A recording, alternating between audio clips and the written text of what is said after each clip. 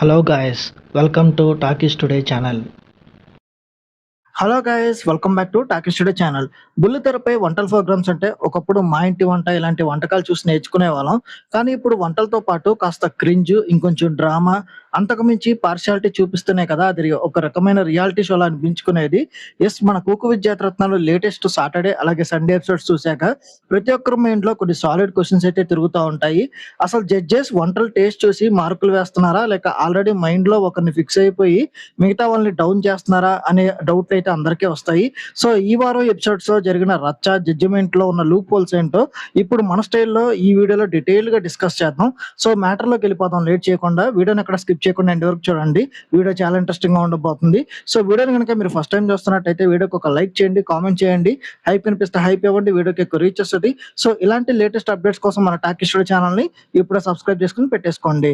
ఇంకా లేట్ చేయకుండా వీడియోలోకి వెళ్ళిపోదాం. Let's get started. ఇక వీడియోలో అసలు విషయానికి వద్దాం.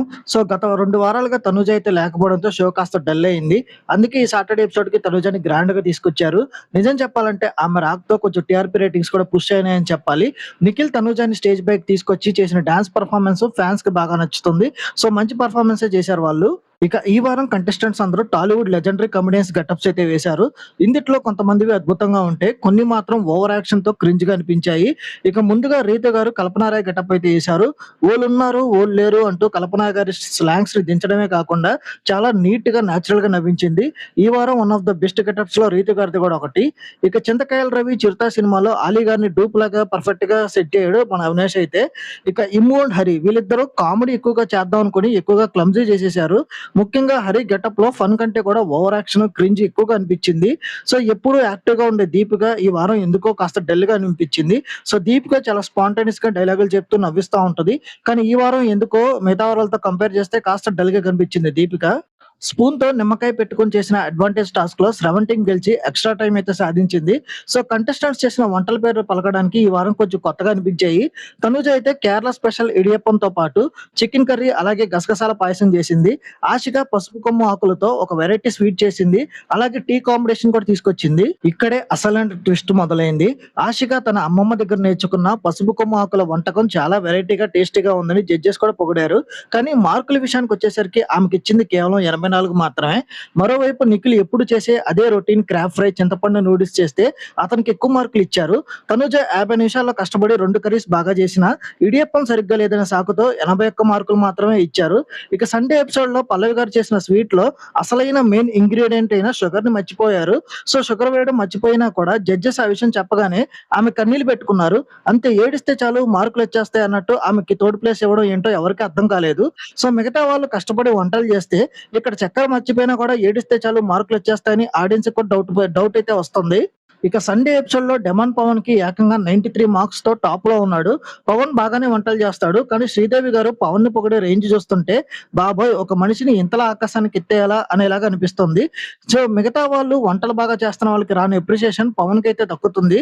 సో ఒకరికి ఒకలాగా ఇంకొకరికి ఇంకొకలాగా ఎందుకు ఇలా పార్షియాలిటీ చూపిస్తున్నారు, జడ్జెస్ ఇలా తక్కువ మార్కులు కొంతమందికి కావాలని ఇస్తున్నారు లేదా అనే డౌట్ అయితే ఆడియన్స్ లో కూడా గట్టిగా అనిపిస్తుంది ఖచ్చితంగా ఈ వారం చూసిన వాళ్ళకి.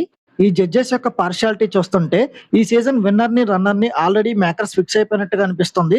సో ఆడియన్స్ కూడా చాలా అనుమానాలు అయితే బలపడుతున్నాయి. గత సీజన్ లో రాధా గారు ఉన్నప్పుడు అందరినీ సమానంగా ఎంకరేజ్ చేసేవాళ్ళు. కానీ ఈ రోజు తేజు, పల్లవి ఇలాంటి వాళ్ళు స్ట్రాంగ్ కంటెస్టెంట్స్ ని ముందే పంపించేసి జడ్జిలకు నచ్చిన వాళ్ళకే మార్కులు ఇస్తున్నట్టుగా క్లియర్ గా కనిపిస్తుంది. సో ఇది ఎలాగా జరిగితే చాలా వరకు నెగిటివిటీ అవుతుంది ఈ షో. నేను ఇంతకు ముందు ప్రీవియస్ ఎపిసోడ్ లోనే చెప్పాను, జడ్జు శ్రీదేవి గారు కళ్యాణ్ ఉన్నప్పుడు కూడా పార్షియాలిటీ చూపిస్తున్నారని. సో కళ్యాణ్ వెళ్ళిపోయిన తర్వాత ఆ పార్షియాలిటీ తనుజ మీద కూడా చూపిస్తున్నారు. సో ఎందుకు ఇలా కావాలని వీళ్ళ మీద చూపిస్తున్నారో నాకైతే అర్థం కావడం లేదు. సో షోకి టీఆర్పీ రేటింగ్స్ కళ్యాణ్ తనుజ ఉన్నప్పుడు మాత్రమే వస్తున్నాయని వాళ్ళు ఎందుకు మర్చిపోతున్నారో నాకైతే అర్థం కావడం లేదు.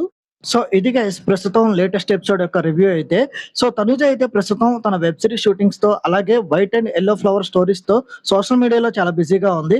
ఇక వచ్చే వారం కుక్ ఆఫ్ ఎలిమినేషన్ కూడా జరగబోతుంది. నా అంచనా ప్రకారం ఈసారి ఎలిమినేట్ అయ్యే ఛాన్స్ చాలా మందికి అయితే ఉంటుంది. తనుజ గారు కూడా డేంజర్ జోన్ లో ఉండొచ్చు. సో మీకేమనిపిస్తుంది, మీరు ఇంకా ఈ షో చూస్తున్నారా?